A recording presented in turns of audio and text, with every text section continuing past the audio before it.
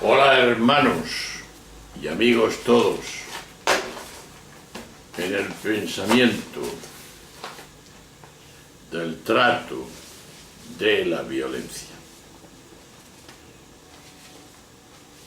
Estamos progresando en el conocimiento de si se puede dar una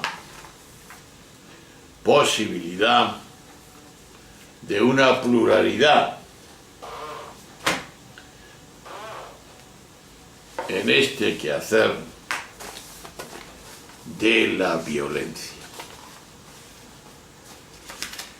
Nos tiene que llevar a un conocimiento progresivo de lo que es en cada uno de nosotros la dimensión más grande de la realidad concreta que debe ser nuestra existencia. Pues bien, mirado bajo ese punto, vamos a proseguir en esta dimensión. Esa dimensión que en definitiva es la que proponemos en este momento.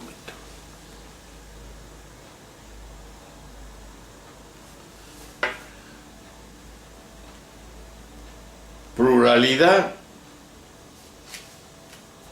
dicen algunos, imposible. Parece que la pluralidad social o cultural no es posible. No puede llevarse a la práctica. Parece que musulmanes, indios, hindúes, judíos y palestinos, vascos y españoles, británicos, serbios y croatas, kurdos y iraquíes, tutsis y lituanos, flamencos y francófagos, rusos y lituanos no pueden convivir en una misma tierra. ¿Es verdad esto? Sumando a ello la Unión Soviética, Francia, América, Yugoslavia, España. Son palabras, diría yo, mágicas que pretenden justificar invasiones territoriales o culturales.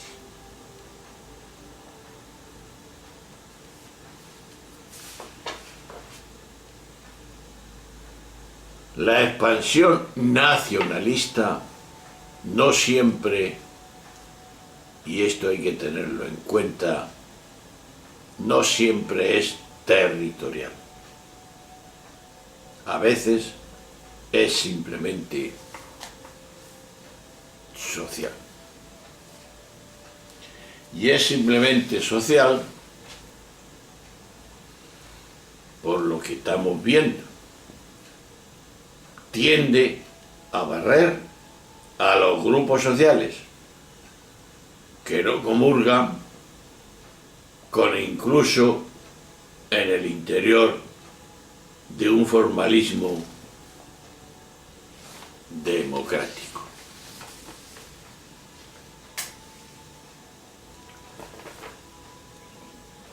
Claro, esta situación nos lleva a pensar que un amigo mío, nacionalista,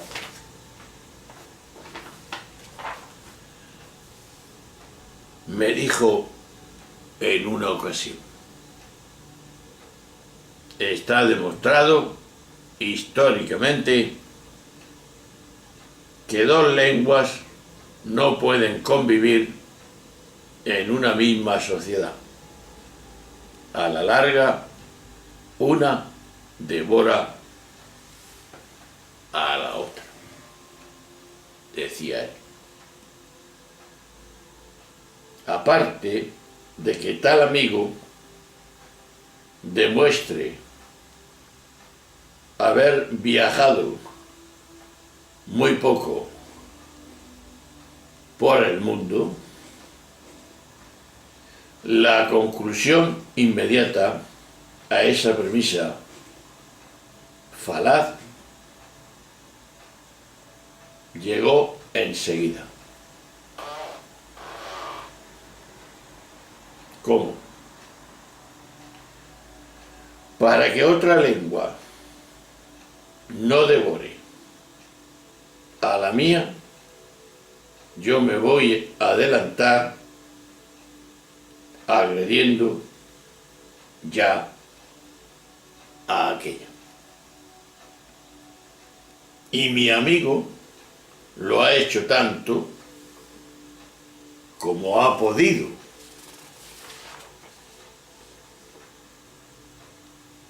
Entonces, ¿dónde está el problema?, me pregunto yo.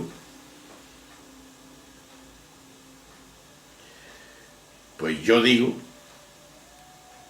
que el problema no está en la diversidad cultural y social supuestamente imposible, sino en la dificultad de apertura de espíritu para aceptarla. Ahí está. De aquí, claro, defendemos lo contrario. La pluralidad es posible.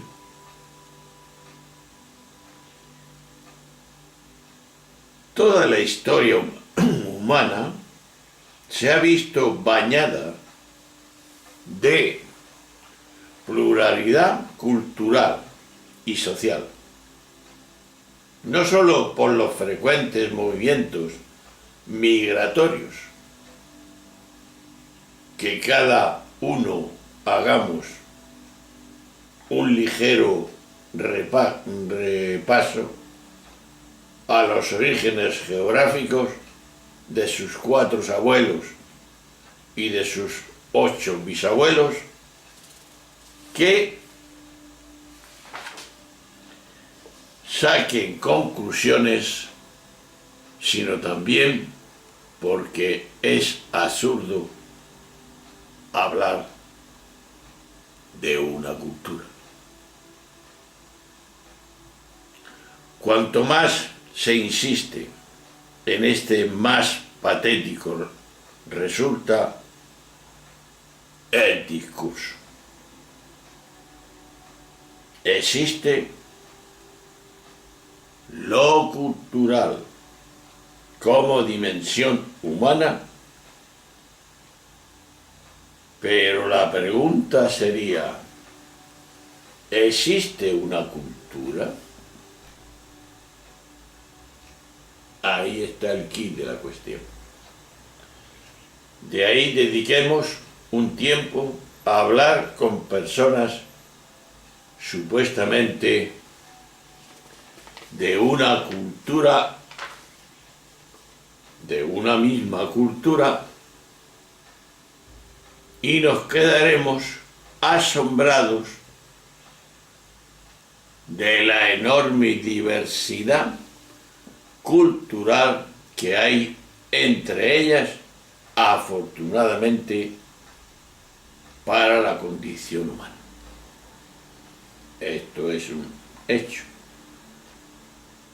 Entonces, ¿dónde está el problema? Me pregunto yo.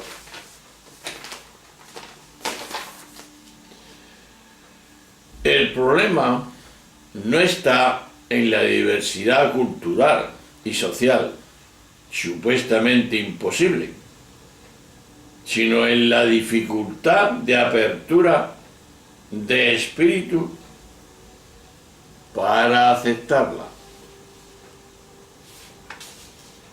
tal como hemos indicado a la hora de hablar de la crisis de identidad en otros vídeos. Yo puedo vivir sin problemas con blancos y negros, con heterosexuales y homosexuales, con judíos y árabes, con corsos y franceses, con cristianos y ateos. Pero si sufro una crisis de identidad, puedo intentar escapar de ella agarrándome a una identidad colectiva que me dé seguridad y protección. Entonces, decido que soy español y odio a los separatistas vascos, catalanes, franceses, y odio a los independentistas, brotones, musulmán, y odio a los cristianos argentinos, y odio a los chilenos obreros, y odio a los capitalistas ocupa, y odio a los instalados del sistema. Pero ante todo esto, hermanos y amigos, cuando alguien se pregunta si soy cristiano o socialista o catalán o vete a saber qué suelo contestar, yo contesto: yo soy yo. Desgraciadamente, la dificultad psicológica para aceptarse a sí mismo lleva la identificación con un grupo o con una ideología simplificadora que acaba rechazando al otro, condenando la pluralidad por imposible y defendiendo a una persona uniformidad. Esto es un hecho concreto de lo que nos pasa a la casta que estamos viviendo en este mundo actual. Y esta casta, que así decimos, pues es la que nos está esclavizando a todos. ¿O no? Veamos. Las personas, los grupos, toda persona pensante, las más tímidas o de comportamiento fino, agreden solo con el pensamiento. Así es.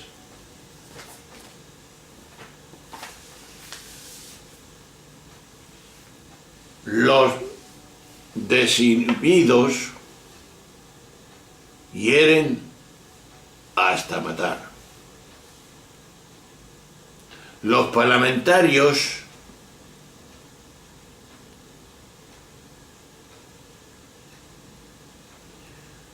marginan al otro, que es una violencia de guante blanco.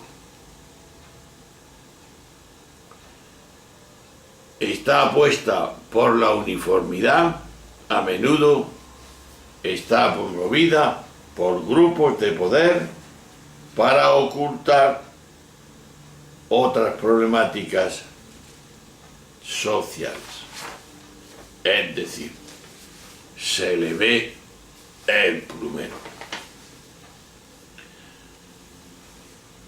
Hablan de la patria, hablan de la iglesia, el pueblo, para hacer olvidar que en esa supuesta unidad hay flagrantes injusticias socioeconómicas de tipo vertical.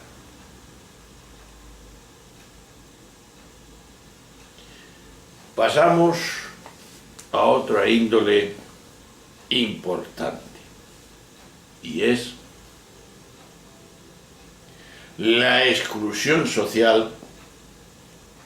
Tú no eres de nuestros, ¿qué se dice? Me estoy acordando de la postura de Jesús cuando ve a los apóstoles rechazando como exclusivistas el hacer el bien en aquel tiempo. En aquel tiempo había gente que no solamente era Jesús, expulsaba demonios, usaba males, curaba enfermedades, no solamente Jesús, sino otra gente.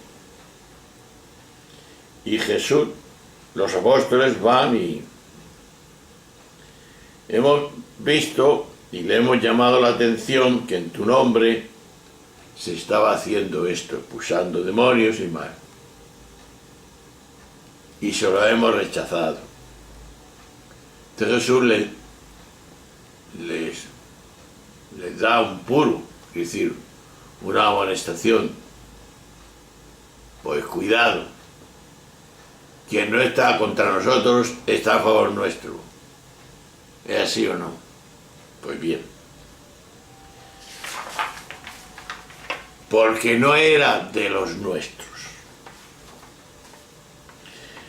Y es que el rechazo de la pluralidad ha llevado a múltiples formas de exclusión social. Esto es evidente. Los ejemplos históricos son más que numerosos. ¿Por qué? Porque nos hemos acostumbrado tanto que ya nos resulta normal. ¿O no? Vemos en nuestras ciudades a grupos humanos con escasas oportunidades para salir adelante en la vida. Pero no reaccionamos. Ahí tenemos en la República Dominicana. Ahí tenemos los coreanos en Japón, los bosnias en España, los turcos en Alemania, los cristianos en Argelia, que están matando a chorro, los negros en Estados Unidos, los católicos en Irlanda del Norte, los destacados en la India. En todos estos sitios hay nítidas fronteras que hemos llamado, y son así, sociales. Físicamente invisibles, pero más reales que un simple control de aduanas de aeropuertos. De aquí que tengo claro quiénes son los míos y colaboro con esa expresión con ellos. Nos apoyamos unos a otros, y el que no sea de estos, cuando pide ayuda, le contestamos con palabras o con una actitud silenciosa. Tú no eres de los nuestros. Y ahí se acaba la comunicación. Esta ha sido una de las principales causas de violencia en el último siglo, ¿o no? La defensa de la defensa social por parte de quien está dentro del sistema y el ataque contra ella por parte de quien está fuera del sistema. El que está dentro vive con cierta comodidad, incluso con lujo. Tiene miedo a perder lo que tiene, a perder lo que es, como ya hemos visto más arriba.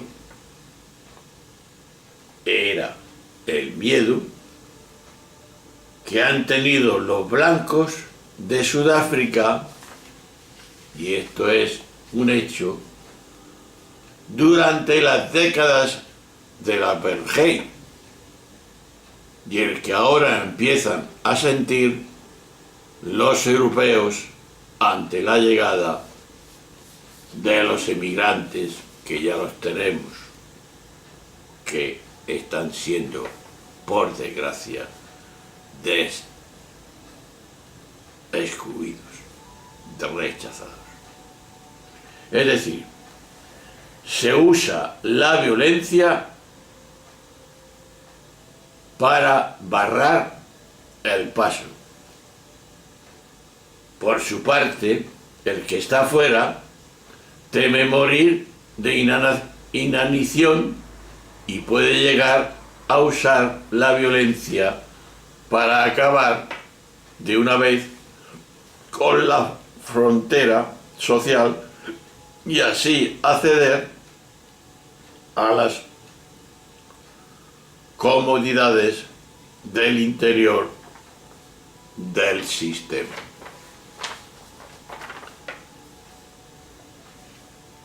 De aquí podemos afirmar una situación, y es la siguiente, o pensamiento. Triste día el que tú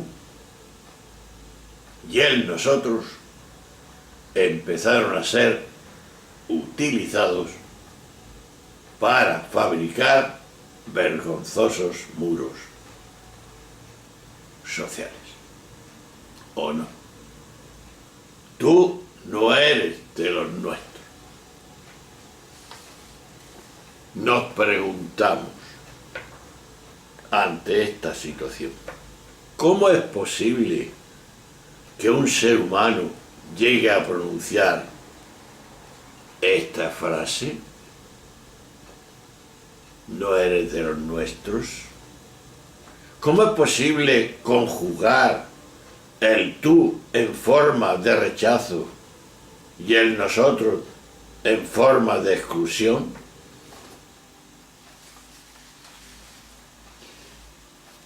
El tú, amigos y hermanos, nació para descubrir la apertura del espíritu humano, para descubrir que no hay humanidad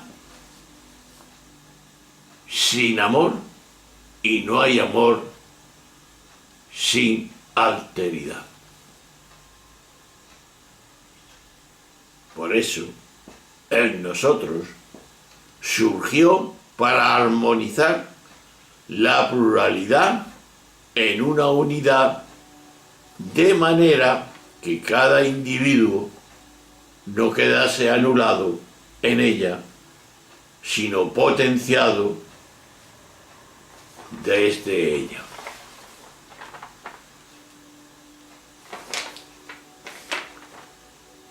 Triste día aquel en el que el tú y el nosotros empezaron a ser utilizados para fabricar, como hemos dicho antes, vergonzosos muros sociales.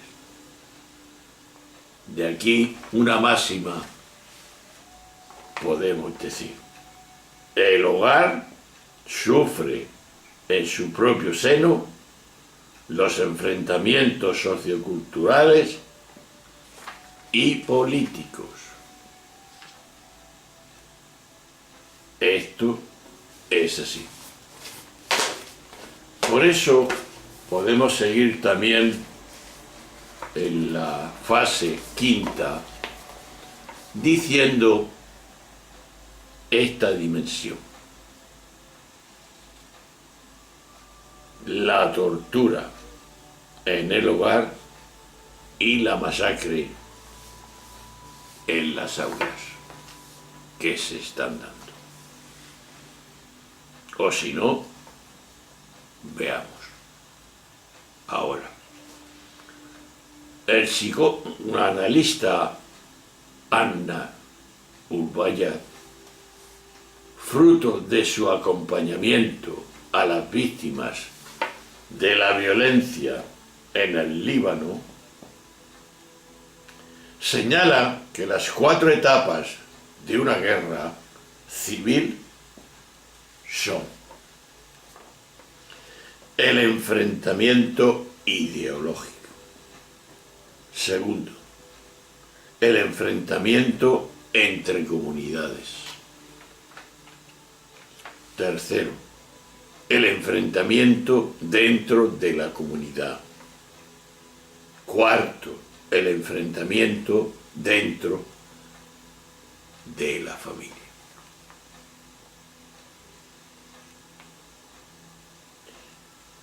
Veámoslo. En el primer momento se da un choque entre corrientes ideológicas enfrentadas entre sí, derechas e izquierdas, cada una con su propia visión de la sociedad y el futuro del país. Esto es evidente. Cada grupo combate contra otros, incluso con las armas. Lo estamos viendo.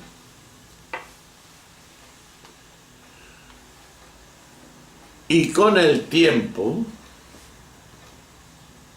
el enfrentamiento se radicaliza, se hace extremo y ya no basta con diferencias ideológicas, al fin y al cabo poco visibles, sino que falta apelar a algo innato, más radicalmente existencial.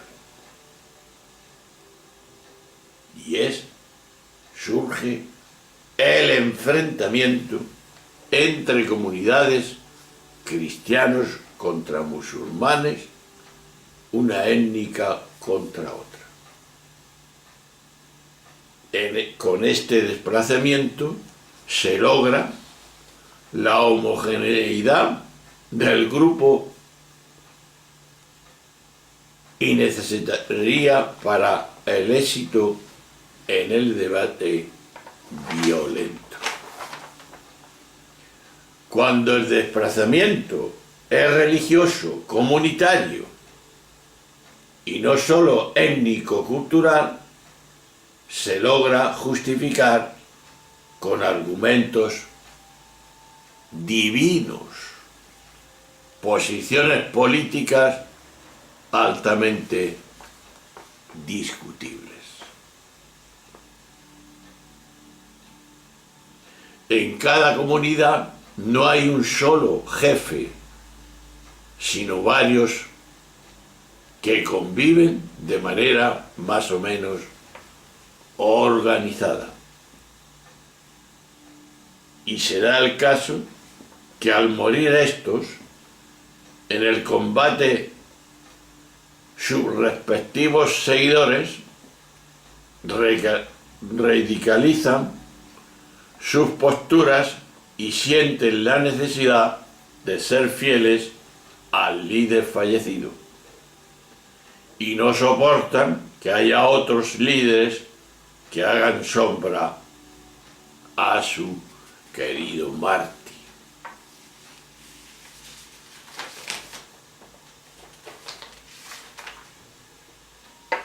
Esta dimensión es la que estamos viendo en todo este enfrentamiento de unos con otros, que nos está llevando, pues eso, a la dimensión peor que se puede tener. Se enfrentan estas situaciones unos con otros hasta llegar ¿a dónde? A la sangre. Es la frase más penosa y atroz que hemos denominado guerra. Los combatientes, adolescentes en su mayoría, hacen prueba de una crueldad jamás vista hasta entonces. Despiadados, se muestran como los más agresivos, los más destructores y los más asesinos. Esto es un hecho, hermano. Por eso, no siempre los miembros de una familia pertenecen a la misma comunidad religioso-étnico-social.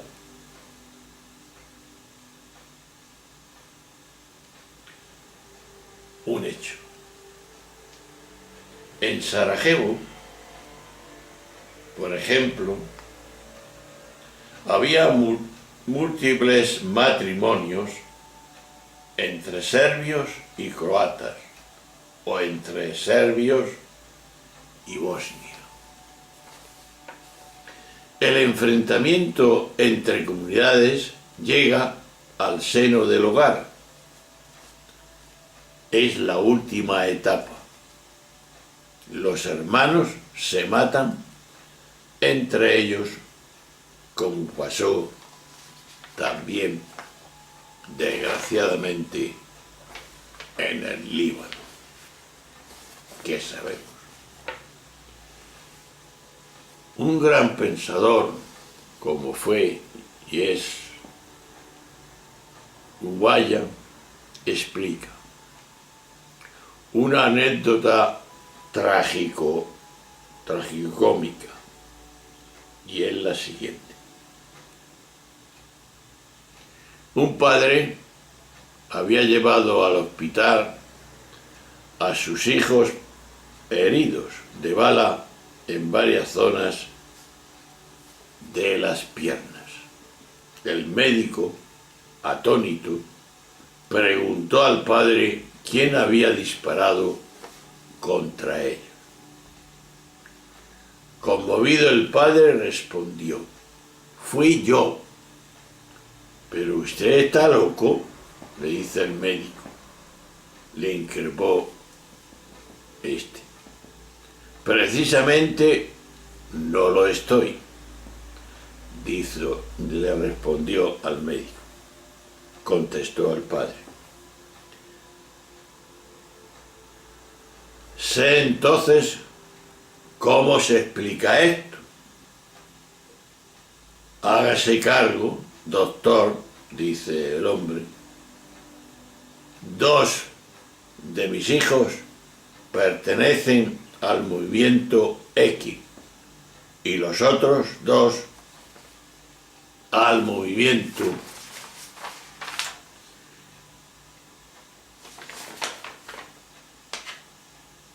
a otro movimiento, y una discusión entre ellos derivó mal. Cada uno tomó su sacrificio y se dispuso a tirar sobre el otro al ver el peligro. Y lo aparentemente de la situación no dudé. Preferí tener hijos muertos por una causa que me superaba. ¿Qué nos está queriendo decir este ejemplo? El hogar sufre en su propio seno los enfrentamientos socioculturales y políticos. En estos se hace aún más despiadados, si se cabe, porque atentan contra los lazos de sangre. Las sociedades violentas acaban llevando a la sangre al seno de las familias.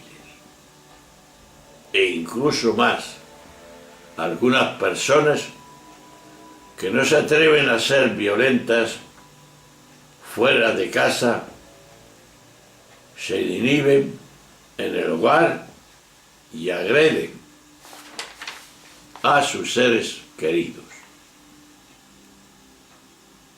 Y esto es histórico. En los últimos años ha aumentado notablemente el número de agresiones dentro de la pareja y de la familia. Cada vez más colectivos amorosos o de otra índole dentro del hogar acaban con una persona en el cementerio y otra en la cárcel. Igual ocurre con las aulas de los colegios, de institutos, de segunda, especialmente en Estados Unidos, donde el acceso a las armas es fácil debido a un derecho constitucional a todas luces anacrónico y bárbaro. Y tristemente va en aumento el número de casos de adolescentes que saltan a la fama o que despiden o se despiden de la vida tras dejar un reguero de muertos y heridos en una sola sesión apocalíptica de disparos en su escuela. No hace mucho en Estados Unidos y sigue la racha.